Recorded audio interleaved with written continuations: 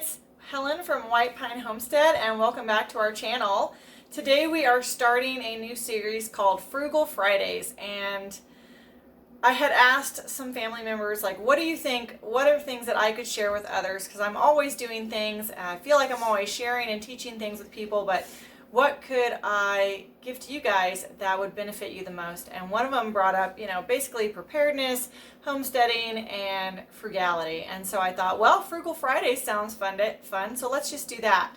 So today I'm just going to show you a few items that I started doing quite some time ago to cut down on our bill, be economically friendly and environmentally friendly, because that is also important to me in our household, and I want to teach that to our children so that, we don't waste things or money that we don't need to be wasting. So the first thing I'm going to share with you is coffee filters. We don't buy coffee filters anymore.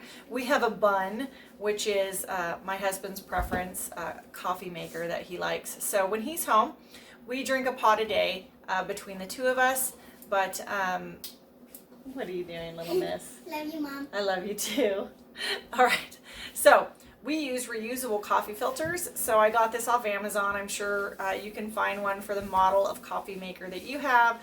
I'll place this down below, but you just go there, look up, reusable coffee filters and find the one that works for yours. When Nick is not home, I really only drink a cup, maybe 2 cups a day if I decide to have one in the afternoon. And so I just have this lovely little 1 cup French press, and it works beautiful. I used to have a glass one, but I broke that one. So we went with something that hopefully I won't break.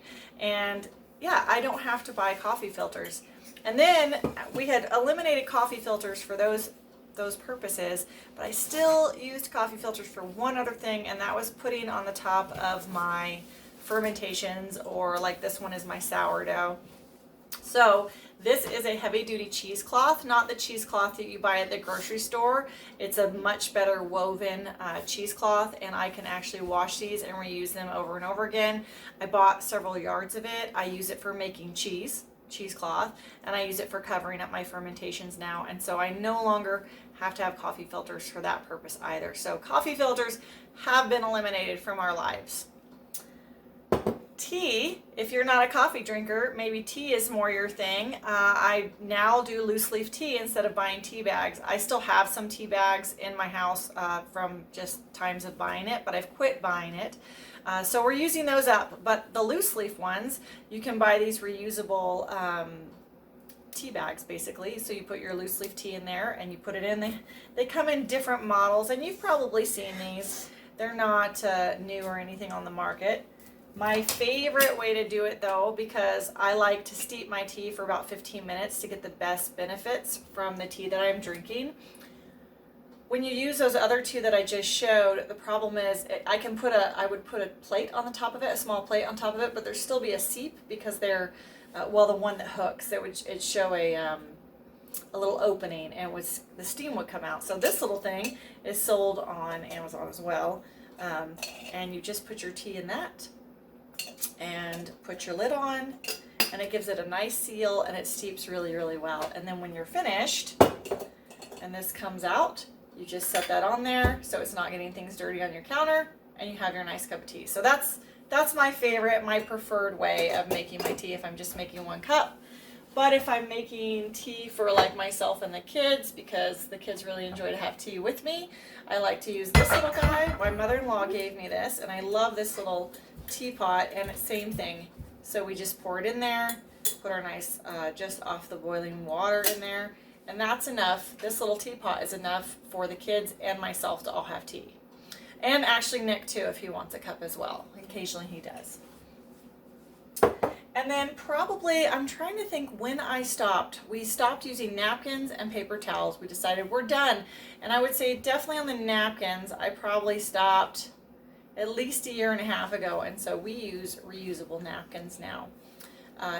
That creates a little bit more laundry for me, but not so much that it matters. When the kids use theirs, say at breakfast, we all have a napkin. If they didn't use your napkin and it's cleaned, it gets sat in their chair until lunchtime.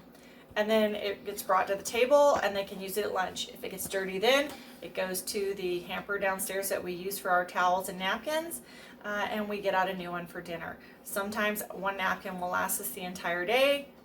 Sometimes we use 3, depending on the type meals we're having and how clean the kids were able to stay. And then paper towels. We no longer buy paper towels. I bought these some time ago off of Amazon as well, and they're actually medical. I think they read on, if I remember, it's been a while, medical towels on there, and I bought 50 of them. And I have a little basket underneath my sink, and we just keep them in there, and we use them as we need them for whatever, like whatever spill has occurred, we grab those. An even more economical way of doing this, and the napkins, would be to just make your own.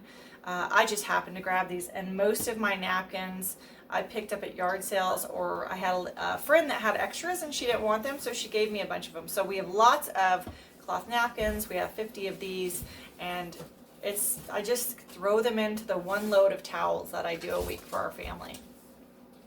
So I do have one roll of paper towels on hand. I shouldn't say there's 0 in our house, because there is one roll that is kept aside, and it is strictly for if I have to put bacon out or sausage to drain the fat off, because I don't really want to fill these up with grease and then throw them in my washing machine. So that is the one area I have not figured out how to get rid of paper towels 100% in my family. I had thought about going to the thrift store and getting like cotton t-shirts that people got rid of and cutting those up and using those and reusing them, except for I still don't want to put that much grease soaked items in my washing machine, so I didn't think that was a great idea. Anyways, those are my frugal tips for the week, and I hope that they help you or get your wheels turning as to ways you could be more frugal in your house. And well, we'll see you next Friday on the next Frugal Friday video, or just the next video in general. Thanks so much. Have a great day. Bye. Bye.